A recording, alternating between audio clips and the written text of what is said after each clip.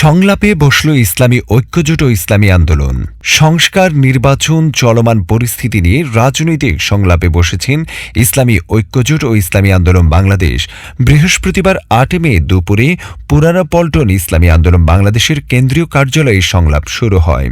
ইসলামী ঐক্যজোটের chairman মাওলানা আব্দুল কাদিরের নেতৃত্বে সংলাপে অংশ নেন সিনিয়র ভাইস চেয়ারম্যান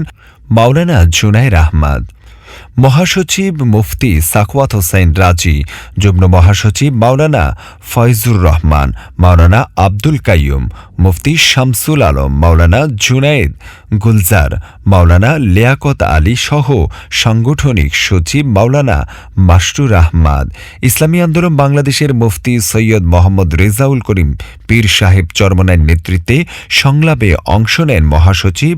অধ্যাপক হাফিজ মাওলানা ইউনুস আহমদ, প্রেসিডিয়াম সদস্য অধ্যাপক আশরাফ আলী আকন, অধ্যাপক মাহবুবুর রহমান, যুগ্ম মহাসচিব মাওলানা গাজী আতাউর রহমান, ইঞ্জিনিয়ার আশরাফুল আলম, সহকারী মহাসচিব মুফতি সৈয়দ এসহাক মোহাম্মদ আবুল খায়ের, রংপুর বিভাগীয় সাংগঠনিক সম্পাদক অ্যাডভোকেট